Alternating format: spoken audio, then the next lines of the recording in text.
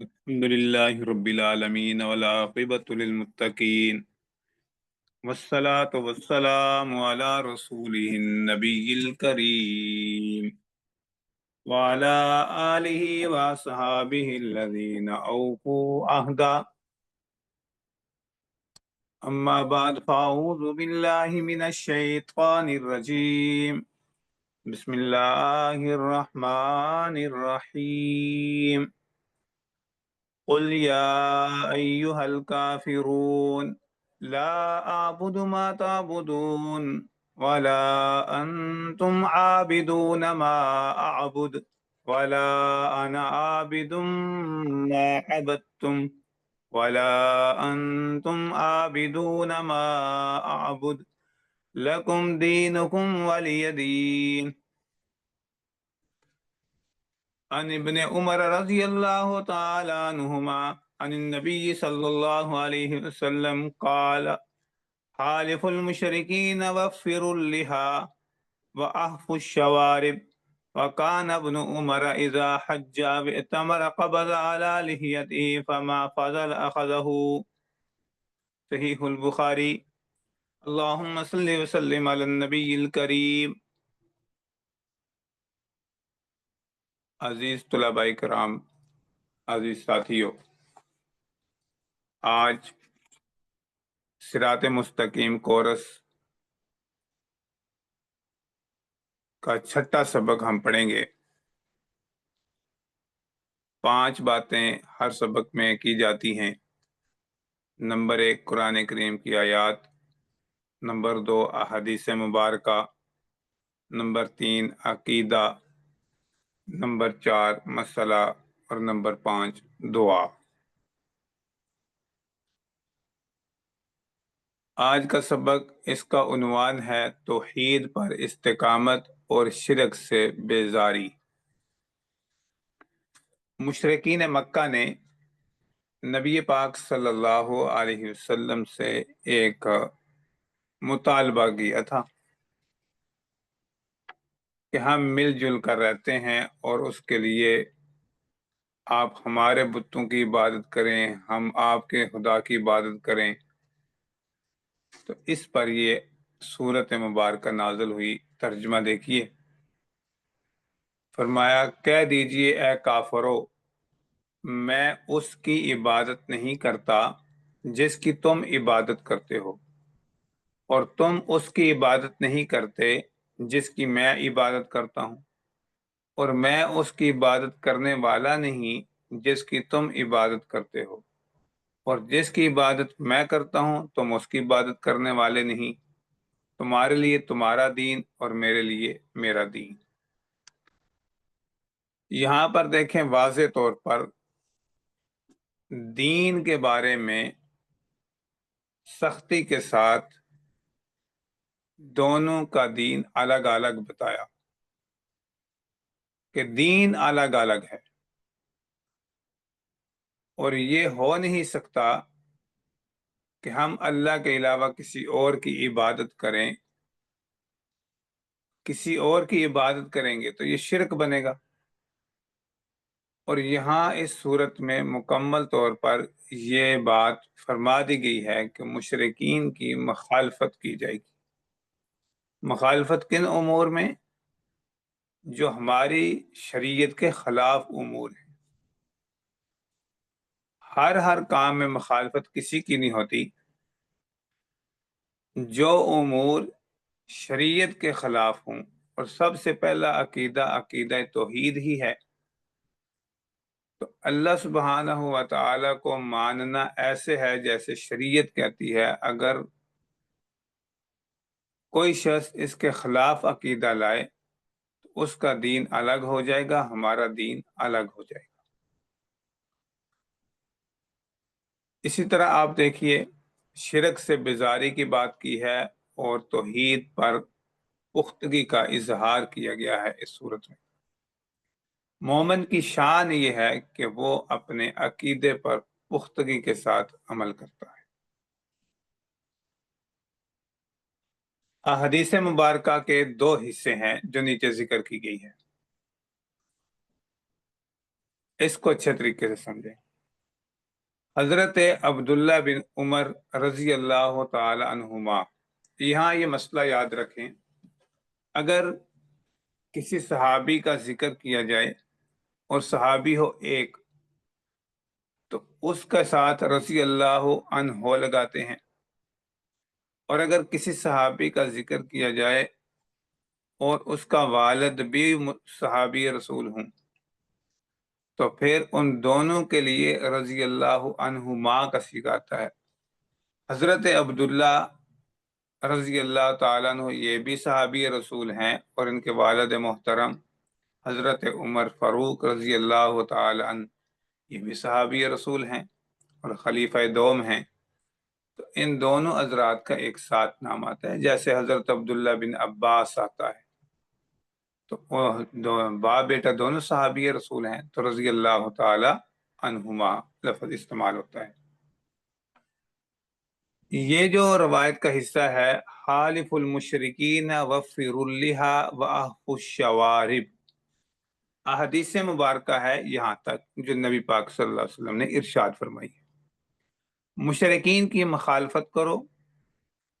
اچھا، کس انداز سے؟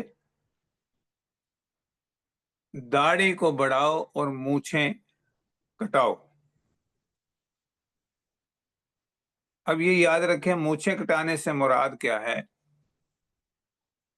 کہ مونچھیں اتنی کم ہونی چاہیے کہ جو کھانے پینے کی اشیاء ہیں ان کے اندر داخل نہ ہو۔ پانی پی رہے ہیں، مونچھوں کو پیچھے کرنا پڑتا ہے، چائے پی رہے ہیں، کھانا کھا رہے ہیں، تو ساری مونچھیں خراب ہو رہی ہیں، تو یہ ٹھیک نہیں، اتنی مونچھیں ہونا مناسب نہیں۔ یہ مشرکین کی عادت تھی، بڑی بڑی مونچھیں۔ بڑی مونچھیں دونوں سائیڈ پہ، ہونٹوں کی سائیڈ پہ باہر کی طرف سے اگر کوئی بندہ بڑھائے اور وہ اس جگہ پر ہو جہاں پر اس کی وجہ سے دین کے مخالفین پر روب پڑتا ہو، تو وہ الگ بات ہے، کوئی بہت بڑا عالم ہے، لیکن حقیقت یہ ہے کہ عام طور پر مسلمان کے لیے حکم یہی ہے کہ وہ اپنے مونچھوں کو کم رکھے، پست رکھے، کٹائے۔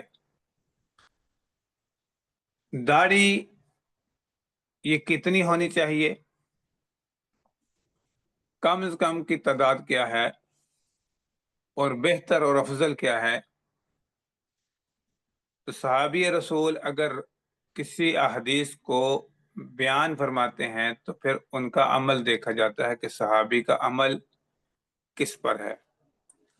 تو حضرت عبداللہ بن عمر رضی اللہ تعالیٰ عنہما، ان کا آگے عمل ذکر کیا گیا ہے، اذا حج او اعتمر، جب یہ حج اور عمرے سے فارغ ہو جاتے، قبض علی لحیتہ، اپنی داڑھی مبارک کو اپنے ہاتھ میں لے لیتے۔ اپنے قبضہ کہتے ہیں، ہاتھ کی مشت اس بنا لیں، ہاتھ کو بند کر لیں، تو مشت جس کو ہم کہتے ہیں۔ فما فضل اخذہ، جو اس سے زائد ہوتی اس کو کاٹ لیتے۔ تو اس سے پتہ چلا کہ ایک مشت داڑھی رکھنا یہ واجب ہے۔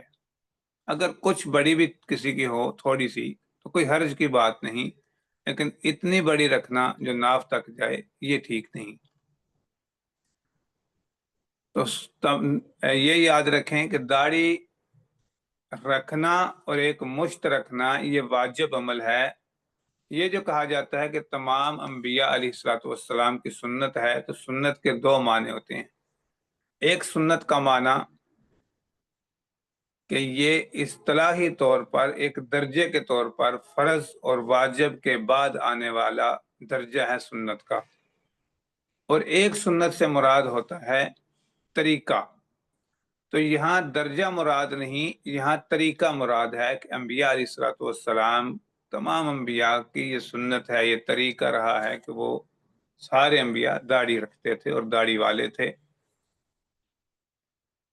اس لیے اس کا بہت خیال کیا جائے اور ہمیں اس کا خیال کرنا بھی چاہیے۔ تو یہاں بھی دیکھیں، مشرکین کی مخالفت کا ہی حکم دیا گیا ہے،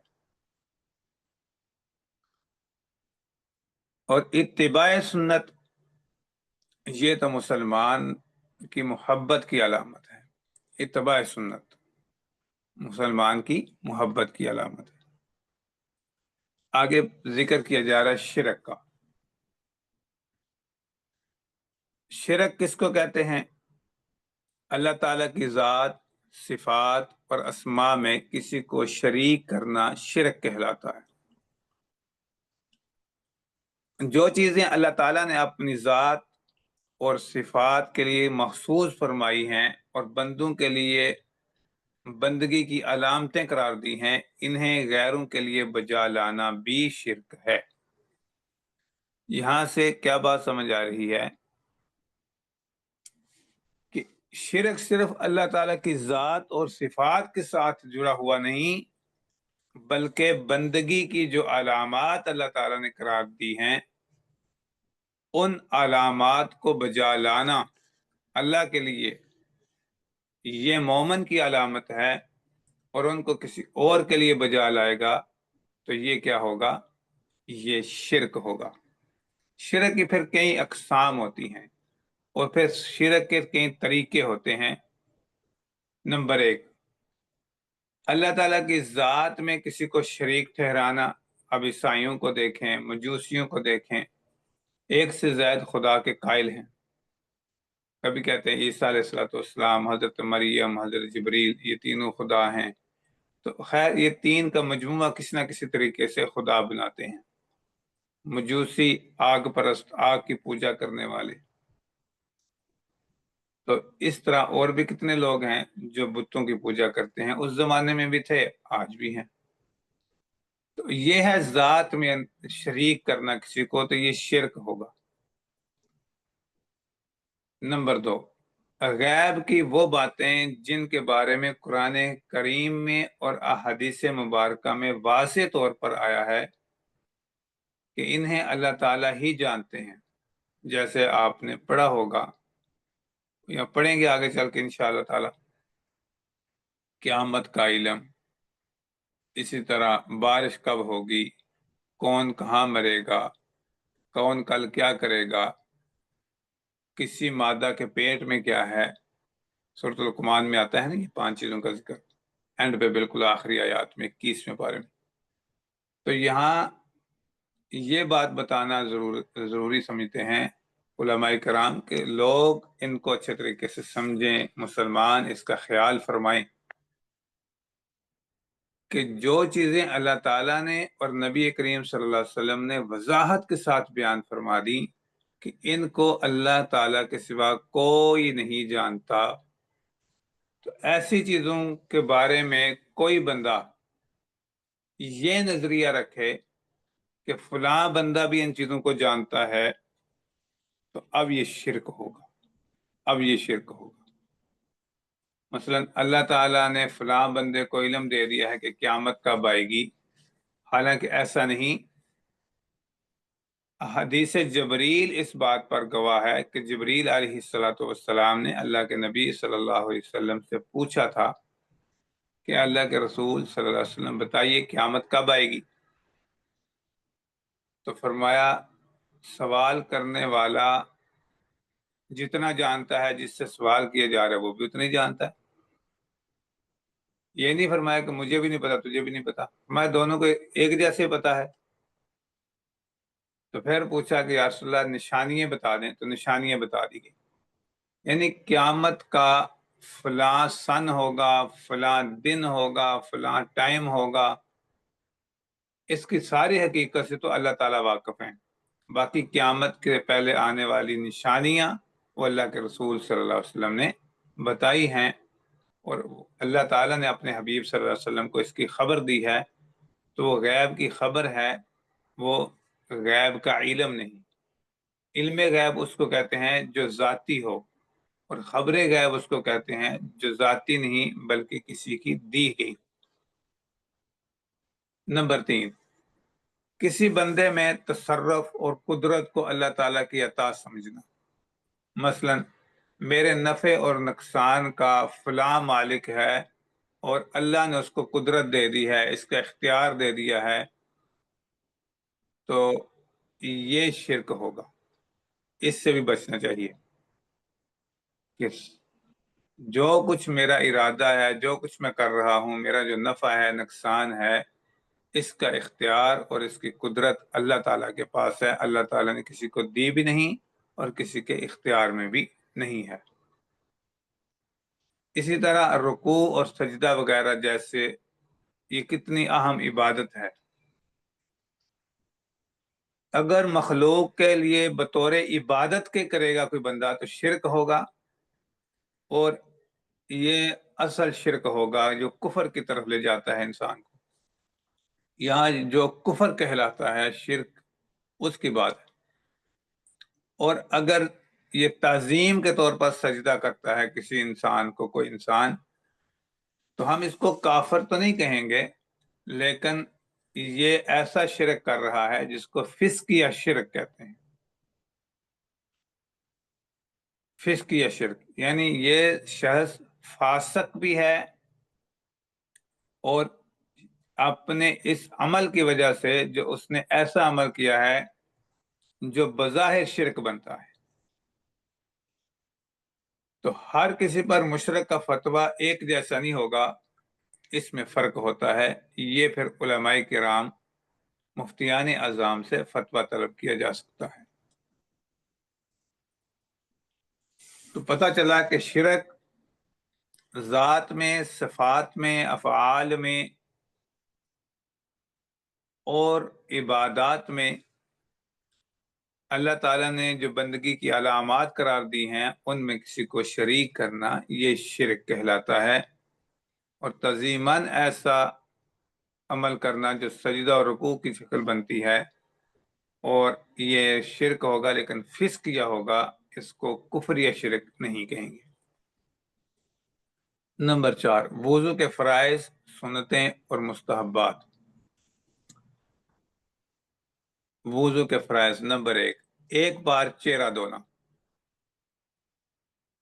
چہرہ پیشانی سے لے کر تھوڑی کے نیچے تک، ایک کان سے دوسرے کان کی لو تک، اس کو کہتے ہیں، یہ چہرہ ہے۔ یہ سارا چہرہ دھونا، اس کو ایک بار دھونا چہرے کو، یہ کیا ہے؟ فرض کا پورا کرنا ہے۔ نمبر 2، ایک بار کونیوں سمیت بازو دھونا، یعنی کونیاں بھی ہوں، کونیوں کے اوپر تک دھونا ایک بار دونوں ہاتھوں کا، یہ کیا ہوگا؟ ایک فرض ادا ہو گیا، 2 ہو گئے۔ نمبر 3، ایک بار سر کے چوتھائی حصے کا مسح کرنا، یعنی اگر ہم پورا ہاتھ گیلا کر کے سر کے اوپر لگا دیں تو چوتھائی سر کا حصہ بن جاتا ہے۔ نمبر 4، ایک بار ٹخنوں سمیت پاؤں دھونا، دونوں پاؤں دھوئے اور ٹخنوں کے اوپر تک دھوئے تو فرض ادا ہو گیا۔ تو یہ 4 فرض ہیں وضو کے جن کا پورا کرنا لازم ہے۔ اگر ان میں سے کوئی چیز رہ گئی تو وضو ٹھیک نہیں ہوگا۔ نوٹ جو لکھا ہے اس کے نیچے دیکھیں 2 شرطیں لگائی گئی ہیں، ان کا بہت خیال فرمائیں۔ جو وضو میں اعضاء دھوئے جاتے ہیں جیسے چہرہ ہے، بازو ہے، پاؤں ہے وغیرہ، ان پر اتنا پانی گرانا ضروری ہے جس سے پانی کے قطرات ان اعضاء سے گرنے شروع ہو جائیں، بالکل مسح کی شکل اختیار نہ کر لی جائے۔ صرف تر کر لیا یہ بھی ٹھیک نہیں، پانی اتنا ڈالنا چاہیے کہ جس سے قطرات نیچے گرنا شروع ہو جائیں۔ اور جن اعضاء کو وضو میں دھویا جاتا ہے ان کے اوپر کوئی ایسی چیز نہ لگی ہو جیسے ناخن پالش ہے، پینٹ ہے وغیرہ، جو اس وضو کے مکمل ہونے میں اور وضو کے ان اعضاء تک پانی پہنچنے میں رکاوٹ ہو۔ جب تک یہ رکاوٹ دور نہیں کی جائے گی اس وقت تک وضو ٹھیک نہیں ہوگا۔ اس کا بھی خیال کیا جائے، اور یہ بہت اہم چیز تھی، اس کو سامنے رکھنا چاہیے۔ آگے عزیز دوستو وضو کی سنتیں ہیں۔ اگر ہم اپنے وضو کو کرتے ہوئے خیال فرما لیں کہ ہم وضو کرتے کیسے ہیں تو سنتوں کو یاد کرنا بہت آسان ہے۔ 13 سنتیں لکھی ہیں، ہم ہر روز یہ 13 سنتیں ادا کرتے ہیں، लेकिन तवज्जो ना होने की वजह से बंदा समझता है कि मुझे याद नहीं होनी, हालांकि कोई मुश्किल काम नहीं है। हर बंदा नियत करता है कि मैं पाक साफ होना चाहता हूँ और बिस्मिल्लाह पढ़ता है शुरू में। ये 2 सुनते हो गई। फिर क्या अमल है? दोनों हाथ घुटनों तक धोते हैं, यानी दोनों हाथ धोए जाते हैं। उसके बाद कुल्ली करना, हर बंदा कुल्ली करता है। यहाँ देखें नंबर 5 पे नाक में पानी डालना लिखा है। ये किताब में राइटर से थोड़ी सी मिस्टेक है कि यहाँ पर मिसवाक आना चाहिए था, क्योंकि नाक में पानी डालने के बाद तो मिसवाक नहीं होती ना, तो इसलिए ये ज़हन में रख लें। तो मिसवाक करना, जब कुल्ली करते हैं तो उस वक्त मिसवाक करना ये भी सुन्नत है, और हर मुसलमान तकरीबन करता है। हर रोज ना करे तो कभी कभी तो करते ही है। नाक में पानी डालना ये भी सुन्नत है। दाढ़ी है तो उसका खलाल करना, खलाल करने का माना अपने हाथों की उंगलियों को पानी से तर करके दाढ़ी के अंदर पीछे की जानिब से आगे की तरफ आ जाना, उंगलियों को गुजारना, जिससे दाढ़ी तर हो जाती है पानी से, इसको कहते हैं खलाल करना। नंबर 8, हम जब वुजू करते हैं तो हर उज़्व को 3 बार धोते हैं। आमतौर पर 3 बार हाथ धोते हैं, 3 बार कुल्ली करते हैं, 3 बार मिसवाक करते हैं, 3 बार नाक में पानी डालते हैं, 3 बार चेहरा धोते हैं। तो ये जो 3 बार हर उज़्व को हम अमल में लाते हैं तो इसको सुन्नत कहते हैं। तो ये 3 बार का अदद ये भी एक सुन्नत शुमार होती है। कभी होता है कि हम सर के चौथाई हिस्से का मसा करें, लेकिन आम तौर पर मुसलमान पूरे सर का मसा करते हैं, तो पूरे सर का मसा करना भी सुन्नत है। फिर सर के साथ कानों का मसा करते हैं तो ये अलग सुन्नत है। हाथों और पाँव की उंगलियों का खलाल करना, यानी उंगलियों को उंगलियों में डाल के गुजार देना, और पाँव की अंदर जो सुन्नत तरीका है वो ये कि बाएं हाथ की सबसे छोटी उंगली जो है उसको पाँव के उंगलियों के दरमियान से एक दफा गुजार लेना, इसको कहते हैं हलाल करना। तरतीब से वुजू करना, यानी ये सुन्नत तरतीब चलती आ रही है, नियत करना, बिस्मिल्लाह पढ़ना, हाथ धोना, कुल्ली करना वगैरह, इस तरतीब से वुजू करना ये भी सुन्नत शुमार है। पे दर पे लगातार मुसलसल वुजू करना, यानी हमने हाथ धोए तो अब लाजम है मिसवाक, आगे कुल्ली, फिर इस तरह सारा चले। ये ना करें कि हमने आधा वुजू कर लिया फिर किसी काम में मसरूफ हो गए, वो उज़्व खुश्क हो गया फिर आकर वुजू करें, तो ये ठीक नहीं है। आगे इबारत देखें ज़रा, इसको थोड़ी सी तवज्जो से समझ लें। वुजू में इन चीज़ों को सर अंजाम देने की अहादीस मुबारक में बहुत तरगीब आई है। अगर इनमें से कोई चीज़ कभी कभार रह जाए, छूट जाए, रह जाए, तो वुजू हो जाता है, लेकिन सवाब में कमी आती है। और अगर कोई शख्स इन चीज़ों को छोड़ देने की आदत बना ले तो सवाब में तो अब भी कमी आएगी, लेकिन ये आदमी इससे गुनहगार भी होगा। इसलिए वुजू करते वक्त सुनन का बहुत इहतमाम करना चाहिए कि भाई प्यारे नबी सल्लल्लाहु अलैहि वसल्लम की सुन्नतें हैं, तो इनकी बंदे के दिल में कोई हसीयत ही ना हो, कोई वैल्यू ना हो, तो ये एक मुसलमान की शान के खिलाफ है। तो इसलिए सुन्नत की वैल्यू ये है कि इसको पूरा किया जाए। हाँ, अगर कभी जल्दी हो तो अलग मसला है। आप उठे हैं फजर के लिए, 10 मिनट बाकी थे, तो आप अगर आप सारे सुनन का ख्याल करते हो वुजू करते हैं तो 10 मिनट पूरे हो जाते हैं। उस वक्त आप सिर्फ वुजू के फ़राइज़ पूरे कर लें। हाँ, कुल्ली तो बंदा करता ही है सुबह उठ के, तो ठीक है, काफ़ी हो जाएगा, तो नमाज हो जाएगी, ताकि नमाज भी बच जाए और वुजू भी बच जाए। तो फ़राइज़ को अलग करने का मकसद सिर्फ ये है कि हम आवाम की नमाज भी बच जाए और कभी पानी की किल्लत की वजह से वुजू करने में आसानी और सहूलत रही। वुजू में कोई अमल ऐसा नहीं जिसको हम वाजिब कहें। आगे है वुजू के मुस्तहब्बात और आदाब। मुस्तहब का माना ये चीज़ें आदाब के अंदर आती हैं। कोई बंदा करेगा तो बहुत अजर और सवाब है, फ़ायदा है, अगर नहीं करेगा तो फिर नुकसान, उसको नहीं, गुनाह नहीं मिलेगा। वक्त से पहले वुजू करके नमाज के लिए तैयार हो जाना, बशर्ते कि ये शख्स मजूर शरी ना हो। तकरीबन 22वें या 23वें सबक के करीब जाकर मजूर शरी की तफसील आती है, उसको हम वहां पर पढ़ेंगे। कल एक भाई ने सवाल किया था, तो वह इंशाल्लाह अपने मकाम पर आ जाएगी। नंबर 2, किबला रुख बैठकर वुजू करना, ये मुस्तहब है। नंबर 3, हर उज़व को धोते हुए कलमा शहादत पढ़ना। एक तो यह ना कलमा शहादत एंड पे पढ़ना, और एक है कि हम हर उज़व को धोते हुए पढ़ते रहें, तो ये आदाब में से है, मुस्तहब है। अगर कोई पढ़ेगा तो अजर मिलेगा, नहीं पढ़ेगा तो मलामत नहीं किया जाएगा। आज़ाए वुजू को दाएं जानब से धोना चाहिए, यानी पहले दायां फिर बायां। आज़ाए वुजू को मल मल कर धोना, यह भी मुस्तहब है। अगर किसी बंदे ने अंगूठी पहनी है और वो तंग ना हो तो उसे हरकत देकर नीचे तक पानी पहुंचाए, और अगर तंग है तो फिर हरकत देना लाजम है। यानी आमतौर पर तंग नहीं तो हरकत दे बस, उस वक्त हरकत देना लाजम नहीं है कि पानी तो पहुंच गया है, फिर भी एक इत्मीनान के लिए होता है। और अगर तंग है तो फिर उसको हिलाना, हरकत देना पानी पहुंचाने के लिए, ये लाजम। आज़ाए वुजू को मुबालगा से धोना, मुबालगा कहते हैं किसी हद से आगे निकल जाना।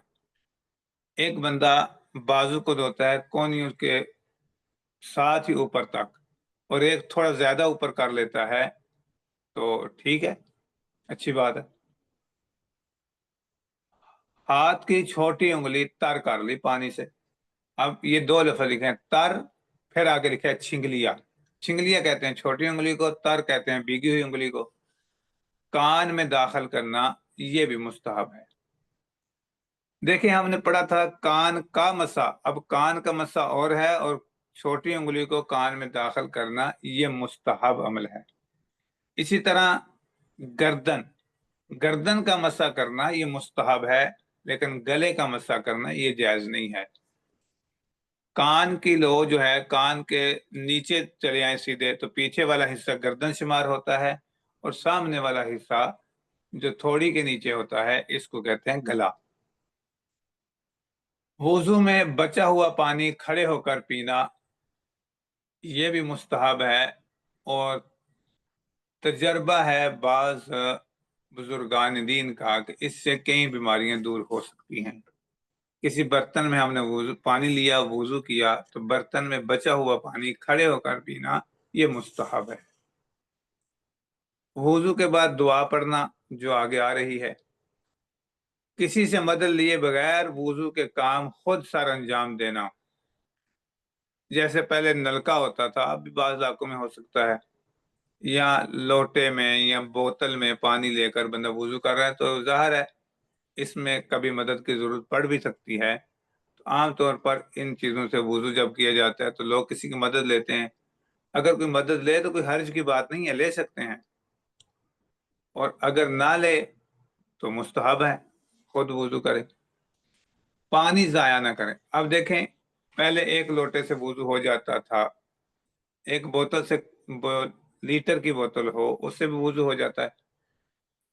हमारे यहाँ उमूमन मसाजिद में पानी को इतना ज़ाया किया जाता है कि कोई बंदा वुजू कर रहा हो, टूटी उसने खोली है, आप उसके नीचे बाल्टी रख दें, बड़ी बाल्टी, तो बाल्टी भर जाएगी और उस बंदे का वुजू पूरा नहीं होगा।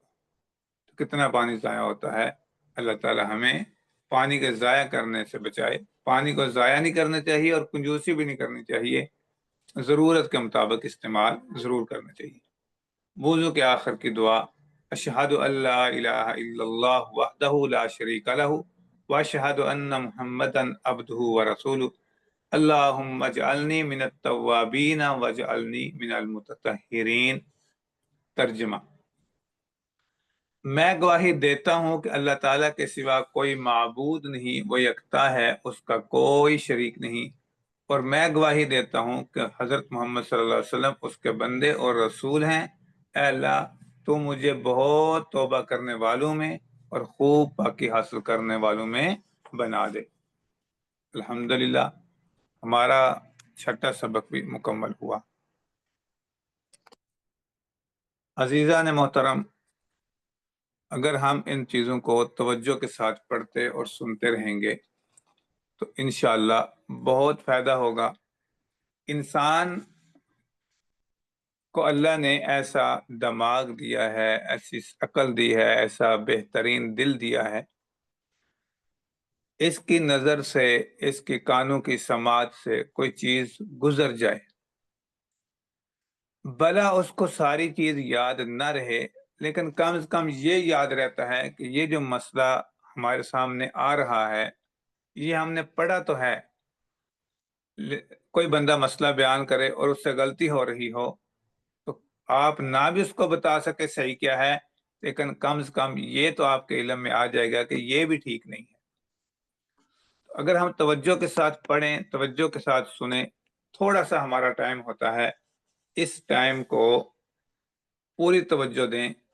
آج موبائل کی وجہ سے ہمارے لیے ہمارا نفس اور ہمارا شیطان ہمیں اس طرح ورگلاتا ہے کہ ساتھ ساتھ سبق بھی سنتے رہو، سبق تو کان سے سننا ہے، اور موبائل کے اندر بھی مختلف چیزیں چل رہی ہوتی ہیں، اور دائیں بائیں بھی ہماری باتیں چل رہی ہوتی ہیں کہ سبق سن رہے ہیں، اور نفس یہ حملہ کرتا ہے خیر ہے ریکارڈنگ ہے بعد میں سن لیں گے۔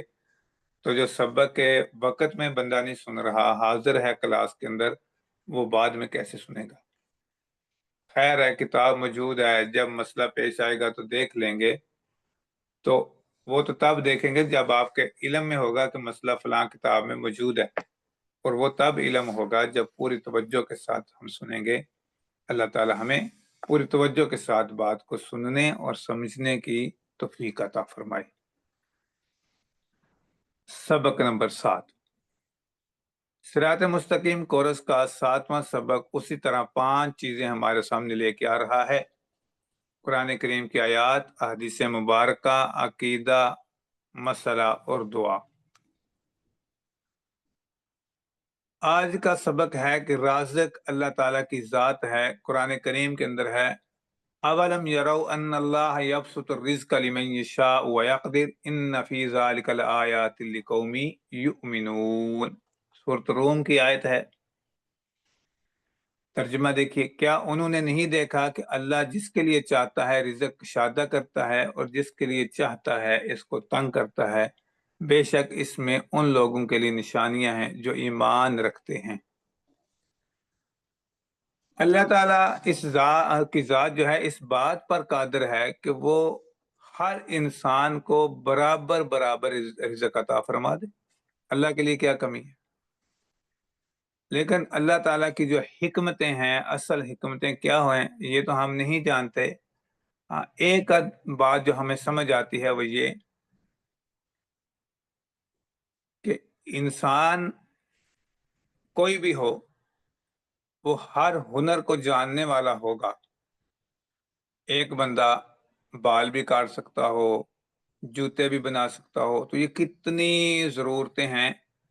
تو ان ساری ضرورتوں کے لیے ہر بندے کے پاس ہر کام کو پورا کرنے کے لیے جن ذرائع کی ضرورت ہے، جن اوزار کی ضرورت ہے، وہ کیسے اس کے پاس ہوں گے؟ جن آلات کی ضرورت ہے اس کو جمع کرنا، پھر اس کے لیے بہت بڑے مکان اور محل اور جگہ کی ضرورت ہے۔ اب بال کاٹنے والا بھی وہی شخص ہو، اسی طرح جوتا گاڑنے والا بھی وہی شخص ہو، کپڑے سلائی کرنے والا بھی وہ شخص ہو، مکان بنانے والا بھی وہ شخص ہو، تو انجینئر بھی وہ ہو، ڈاکٹر بھی وہ ہو۔ تو اگر یہ ساری ایک ہی بندے کے اندر خوبیاں آ جائیں جو کہ ہر بندے کی ضرورت ہے تو پھر کتنی مشکلات ہوتی۔ ایک تو اللہ تعالیٰ نے ہر بندے کو ہنر الگ الگ دیا ہے تاکہ یہ بندے ایک دوسرے سے ملتے رہیں، آپس میں ایک دوسرے کا حال احوال لیتے رہیں، ایک دوسرے کی برائی کو دور کرنے کا سبب بنے، ایک دوسرے کو نیکی کی طرف لانے کا سبب بنے۔ نمبر 2، دنیا میں انسان اسباب کو اختیار کرنے کا محتاج ہے کہ اس نے سباب اختیار کرنے ہیں رزق کے لیے، اور اللہ تعالی کہ ذات نے اس نظام کو چلانے کے لیے کبھی ایک وقت میں ایک بندے پر رزق تنگ ہے دوسرے پر کھول دیا. تو رزق کا زیادہ ہونا اور کم ہونا یہ اللہ کی خوشنودی کی دلیل نہیں، بلکہ یہ اللہ تعالیٰ کی طرف سے بندوں کی آزمائش ہے.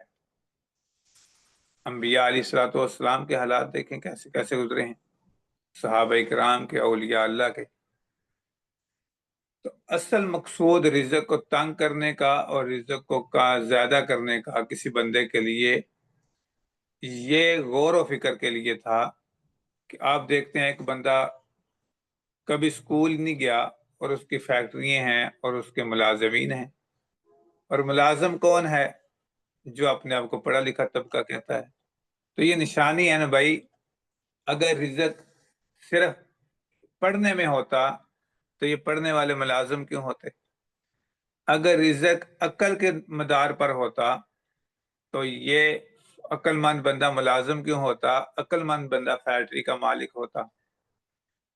کتنے اونچے درجات میں لوگ کھڑے ہیں، کوئی حکمران ہے، تو آپ اس وقت دنیا کے اندر جتنے حکمران ہیں اگر آپ ان کو دیکھیں تو ان میں ایمانداری کتنی ہے، عقل مندی کتنی ہے، دیانتداری کتنی ہے، دانش مندی کتنی ہے. اور کتنے دانش مند ہیں جن کو سونے کے لیے، رہنے کے لیے ایک اچھا مکان بھی میسر نہیں. تو اللہ تعالیٰ فرماتے ہیں کہ اس پر غور و فکر کرو کہ رازق میں ہوں، رزق کا مدار تمہاری عقل پر نہیں ہے. تو جب رزق دینے والی کوئی ذات ہے تو پھر اس ذات کو مانو اور اس کی بات کو بھی مانو. آگے ہے جی طلب علم ایک فریضہ ہے. یہاں اس احادیث مبارکہ میں دو باتوں کو ذکر کیا گیا ہے، ان کو اچھے طریقے سے سمجھ لیں. عن انس بن مالک رضی اللہ تعالی عنہ قال قال رسول اللہ صلی اللہ علیہ وسلم طلب العلم فریضۃ علی کل مسلم. ایک بات تو یہ علم کا حاصل کرنا ہر مسلمان پر فرض ہے. کیا مقصد ہے؟ علم دو قسم کا ہے، ایک ہے علم تشریح تفصیل کے ساتھ اور ایک ہے ضرورت کے ساتھ. جو بندہ جس شعبے میں کام کر رہا ہے اس کا علم حاصل کرنا اس پر فرض ہے. ایک بندہ تجارت کر رہا ہے تو تجارت کے اصول شریعت نے کیا بتائے ہیں ان کا علم حاصل کرنا اس پر فرض ہے. ایک بندہ استاد بن گیا ہے تو استاد کے لیے شریعت کے نے کس چیز کو لازم قرار دیا ہے اس کو سیکھے. ایک بندہ زمین کا کام کر رہا ہے تو زمین کے لیے فصل جو اگتی ہے اس کے شرعی اصول کیا ہیں وہ سیکھے. یعنی جو بندہ جو عمل کر رہا ہے، جس شعبے میں کام کر رہا ہے، اس شعبے کے متعلقہ شریعت کے احکام کو سیکھنا اس بندے کے لیے فرض عین ہے.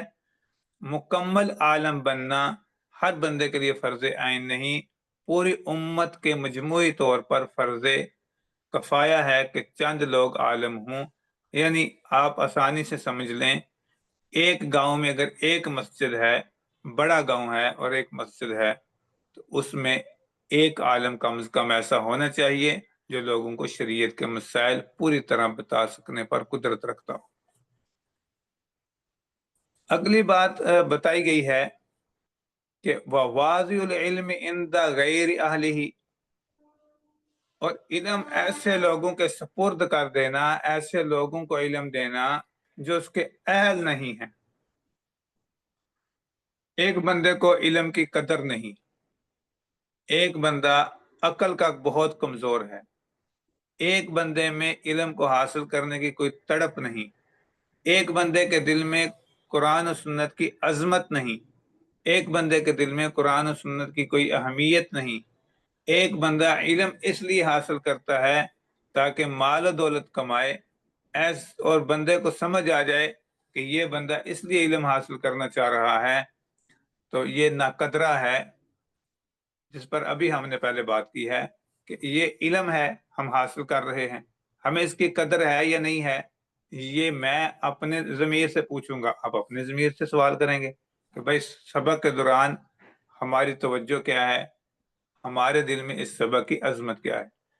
تو فرمایا پھر یہ ایسے ہے کا مقلدی، مقلد کہتے ہیں ہار کو، کہ جیسے خنزیر جو ہے اس کے گلے میں سونے چاندی جواہرات کا ہار ڈال دیا جائے تو اس کو کیا، اس کا کیا تعلق ہے ہار کے ساتھ، اسی طرح اس بندے کا کیا تعلق ہے ہار کے ساتھ۔ آپ نے کئی بار سنا ہوگا کہ نجران کے عیسائی وفد آیا جنہوں نے نبی پاک صلی اللہ علیہ وسلم سے مناظرہ کیا، مباہلہ کیا، اور مباہلہ کرنے سے پہلے انہوں نے کہہ دیا اپنے لوگوں سے کہ ان سے مباہلہ نہ کرنا، کہیں ایسا نہ ہو کہ اللہ تعالیٰ کی ناراضگی اتر جائے، یہ لوگ سچے ہیں۔ اب دیکھو سچے مان رہے ہیں، اور پوچھا گیا تو جب سچے ہیں تو آپ ان پر ایمان کیوں نہیں لاتے؟ تو کہنے لگے جناب بادشاہ وقت کی طرف سے ہمارے لیے جو ہر ماہ یا ہر سال نذرانے آتے ہیں وہ ختم ہو جائیں گے۔ تو علم تو ہے لیکن نقصان دے رہا ہے، اس لیے اس کا بہت خیال کیا جائے۔ اللہ تعالی ہمیں علم کی قدر کرنے کی توفیق عطا فرمائے۔ عقیدے میں آج یہ بات بیان کی جا رہی ہے کہ انسان کے دل میں مختلف قسموں کے خیال آتے ہیں، تو کیا ہر خیال پر انسان کی پکڑ ہوگی یا نہیں؟ تو خیال کی قسمیں ہیں 5۔ بندے کے اپنے اختیار کے بغیر کوئی خیال دل میں آ جائے، اس کو کہتے ہیں اضطرارن، بندہ تو نہیں چاہتا لیکن کوئی خیال اچھا برا آ گیا تو اس پر کچھ بھی ہونے والا نہیں، کوئی، اس کو کہتے ہیں حاجس۔ کبھی جان بوجھ کر کوئی خیال بس لاتا ہے، بس خیال لایا ہے فلاں کام کروں گا فلاں نہیں کروں گا، وہ غلط ہے یا صحیح ہے، بس ایسے ہی خیال آ گیا تو جان بوجھ کر لایا، اس کو کہتے ہیں خاطر، اس سے بھی کچھ ہونے والا نہیں، یعنی کوئی نفع نقصان ثواب اور عذاب گناہ یہ نہیں ہے۔ نمبر 3 حدیث نفس۔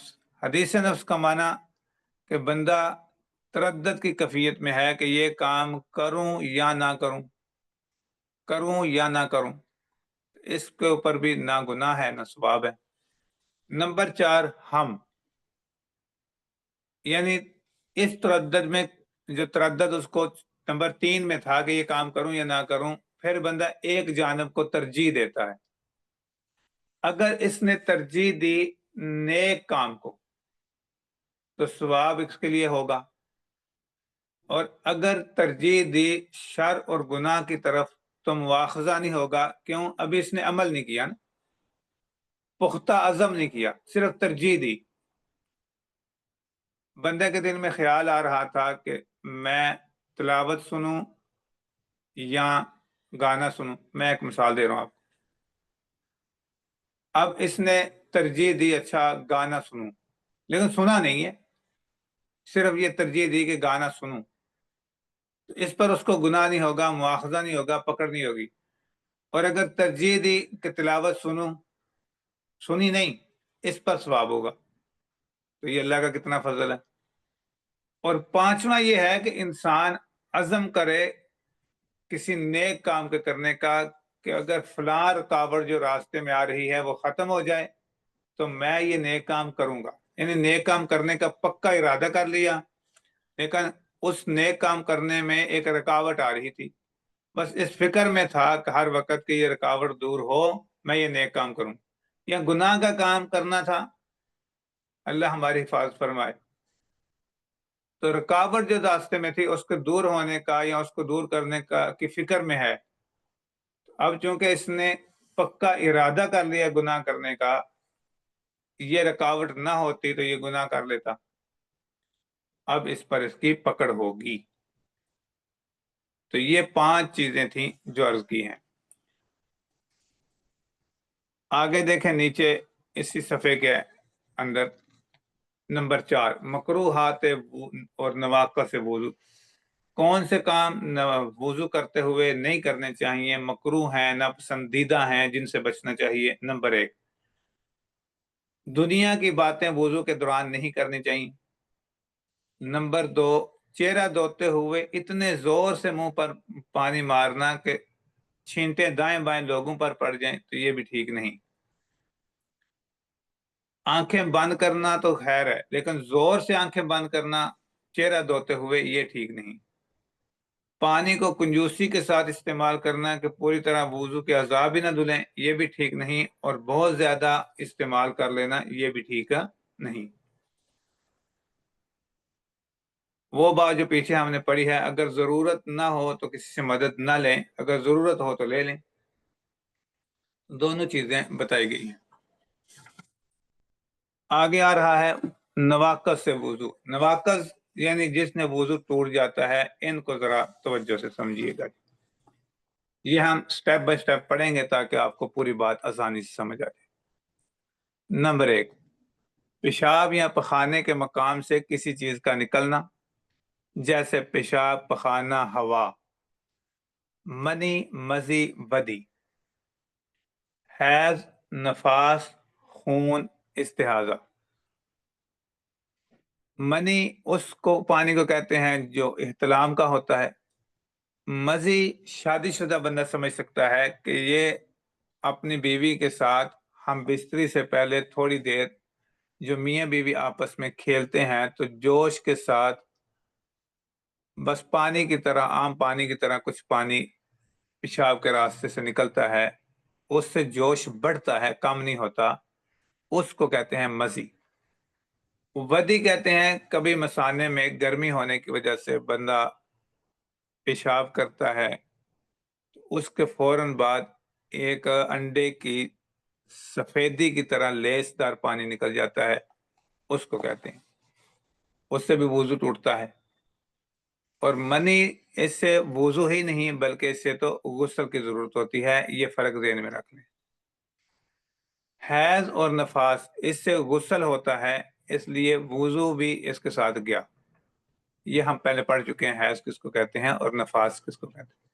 इस्तिहाजा, ये औरतों के अंदर एक बीमारी है, ये खून बहुत तेजी के साथ बहता है, तो इससे भी वुजू टूटता है, लेकिन इस पर गुस्ल नहीं होता। हैज और नफास पे गुस्ल होता है, इस्तिहाजा पर गुस्ल नहीं होता। नंबर 2, खून या पीप का जिस्म से निकलकर ऐसे हिस्से की तरफ बहना जिसे वुजू या गुस्ल में धोया जाता है, यानी जिस्म के किसी तरफ भी बह जाए तो वुजू टूट जाता है।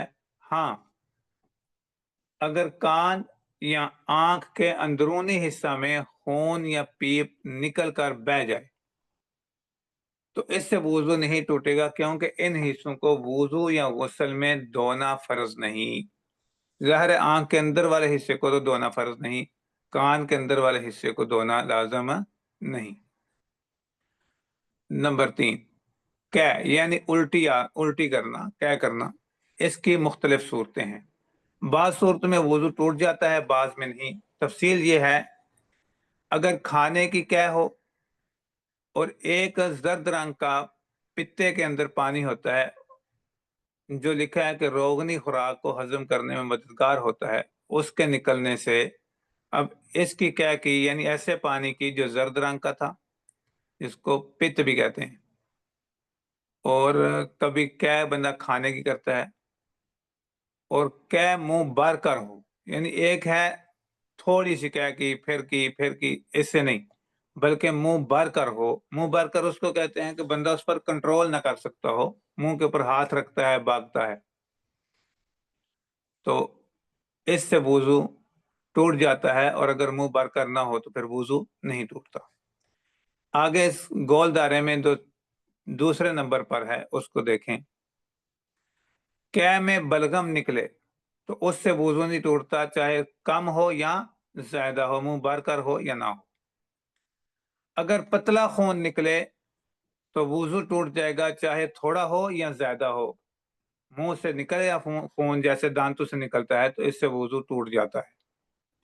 अगर जमा हुआ खून टुकड़ों की सूरत में निकले तो देखा जाएगा, अगर मुंह भर कर हो तो वुजू टूटेगा, अगर मुंह भर कर ना हो तो वुजू नहीं टूटेगा। यानी खून निकला, वो जमा हुआ था तो थोड़ा थोड़ा निकला तो इससे वुजू नहीं टूटता, अगर मुंह भर कर एकदम निकला तो उससे वुजू टूटता है। नंबर 4, पागल हो जाना। एक बंदा पागल हो गया तो जाहिर है उसको खुद भी पता नहीं है कि मैं किस हालत में हूं, तो वुजू गया। बेहोश हो जाना तो इससे भी वुजू जाता है। नंबर 6, نشاور چیز جس سے انسان کی چال ڈال اپنی اصلی حالت پر برقرار نہ رہے اور اس کے منہ سے بہکی باتیں نکلنے لگیں تو اس سے بھی وضو ٹوٹ جاتا ہے۔ ایک بندہ سوتا ہے تو اس کا وضو ٹوٹتا ہے یا نہیں ٹوٹتا، اس کی مختلف شکلیں ہیں، اس کو ذرا سمجھ لیں۔ نمبر 1، اگر کوئی شخص پہلو کے بل سو جائے، جیسے عام طور پر سنت طریقے سے بندہ سوتا ہے دائیں پہلو پر، ایک کوہلے پر سو جائے، یعنی ایک طرف بس تھوڑا سا ہو کے سوتا ہے، مکمل پہلو پر نہیں سوتا، چہرے کے بل یعنی بالکل سیدھا یا الٹا سو جائے تو اس سے وضو ٹوٹ جاتا ہے۔ اگر کوئی شخص ہاتھ یا دیوار کے ساتھ اس طرح ٹیک لگا کر سویا، اس چیز کو جس کے ساتھ اس نے ٹیک لگائی ہے ہٹایا جائے تو بندہ گر جائے تو ایسی صورت میں بھی وضو ٹوٹ جاتا ہے۔ اگر کوئی شخص مسنون طریقہ سے نماز پڑھ رہا تھا تو نماز کی کسی بھی حیت میں سو جائے تو وضو نہیں ٹوٹ جا، قیام میں، رکوع میں، سجدے میں، جلسے میں۔ ہاں یہ یاد رکھیں کہ ہماری کوئی بہن، کوئی ماں، کوئی عورت وہ نماز پڑھتے ہوئے سجدے کی حالت میں سو جائے تو اس کا وضو ٹوٹے گا، کیونکہ اس کے سجدے کی کیفیت الگ ہے اور مرد کے سجدے کی کیفیت الگ ہے۔ آگے دیکھیں، صرف اونگ آنے سے وضو نہیں ٹوٹتا، ویسی آنکھیں بند ہو رہی ہیں، پھر بندہ جاگ رہا ہے، پھر سو رہا ہے، پھر جاگ رہا ہے، اس سے کچھ نہیں ہوتا۔ نمبر 8، بالغ مرد یا عورت کا رکوع اور سجدے والی نماز میں بیداری کی حالت میں کہکا لگا کر ہنسنا، اس کی 3 شکلیں ہیں۔ نمبر 1، بغیر آواز کے حالت نماز میں مسکرایا، کوئی آواز نکلی، صرف ہونٹوں سے پتہ چل رہا ہے کہ یہ مسکرا رہا ہے، اس سے کچھ نہیں ہوتا، نہ نماز جاتی ہے نہ وضو۔ اگر انسان ایسی آواز سے ہنسا کہ خود سنا ہے، کوئی اور نے، کسی اور نے نہیں سنا، خود سنائی دے رہا ہے، تو اس سے وضو ٹوٹ جاتا ہے، اس سے نماز ٹوٹتی ہے، وضو نہیں ٹوٹتا۔ اور اگر ایسا ہنسا کہ اگر اس کے ساتھ کوئی بندہ کھڑا ہوتا تو وہ بھی سن لیتا تو اس سے نماز بھی ٹوٹ جائے گی، وضو بھی ٹوٹ جائے گا، تو اس بندے کو پھر دوبارہ وضو کر کے نماز نئے سرے سے پڑھنی ہوگی۔ آگے ذکر ہے ان چیزوں کا جن سے وضو نہیں ٹوٹتا، ان کو غور سے دیکھیں۔ خون یا پیپ جسم سے نکلے لیکن بہے نہیں، آگے نہ بڑھے، اپنی جگہ پر ہی قائم رہے، اس سے وضو نہیں ٹوٹتا۔ نمبر 2، کھانا، پانی، پت یا جمے ہوئے خون کی قے ہوئی لیکن منہ بھر کر نہیں ہوئی تو وضو نہیں ٹوٹتا۔ بلغم کی قے آ جائے، منہ بھر کر ہو یا منہ بھر کر نہ ہو، کوئی بندہ اپنی بیوی کو ہاتھ لگا لے تو اس سے وضو نہیں ٹوٹتا۔ کوئی بندہ حالت وضو میں اپنی شرمگاہ کو چھو لے تو اس سے وضو نہیں ٹوٹتا۔ آنکھ کے اندر دانہ تھا، پھٹ گیا، لیکن اس کا پانی آنکھ سے باہر نہیں آیا تو اس سے وضو نہیں ٹوٹتا۔ آگ پر پکی ہوئی چیز کھا لینے سے بھی وضو نہیں ٹوٹتا۔ اونٹ کا گوشت کھانے سے بھی وضو نہیں ٹوٹتا۔ اس کا ذکر اس لیے کیا کہ احادیث مبارکہ میں ہے کہ نبی پاک صلی اللہ علیہ وسلم نے اونٹ کا گوشت کھایا اور وضو فرمایا، تو وہاں وضو سے مراد لغوی معنی ہے، صرف کلی کرنے کو بھی وضو کہا جا سکتا ہے لغت کے اندر۔ نمبر 9، جنازہ اٹھانے سے وضو نہیں ٹوٹتا، اس سے وضو پر کوئی فرق نہیں پڑتا۔ اگر انسان کی شرمگاہ کھل گئی، ستر کھل گیا، تو اس سے بھی وضو نہیں ٹوٹتا۔ نمبر 11، دودھ پینے سے وضو نہیں ٹوٹتا، البتہ دودھ پینے کے بعد کلی کر لینا ایک اچھی بات ہے، اچھا عمل ہے۔ پہلے ہم نے پڑھا تھا کہ علم حاصل کرنے کی دعا، اب ہے علم نافع کے لیے دعا کریں کہ یا اللہ جو علم دیا ہے اس کو نفع والا بنا دے۔ دیکھیے، اللہم انفعنی بما علمتنی وعلمنی ما ینفعنی وزدنی علما، الحمدللہ علی کل حال۔ اے اللہ، جو علم آپ نے مجھے سکھایا اس سے مجھے فائدہ پہنچا اور مجھے نفع دینے والا علم عطا فرما، میرے علم میں اضافہ فرما، ہر حال میں تعریف تو اللہ تعالیٰ کے لیے ہی ہے۔ اللہم صلی علی محمد النبی وازواجہ امہات المؤمنین وذریاتہ واہل بیتہ کما صلیت علی ابراہیم انک حمید مجید۔ صدق اللہ العظیم۔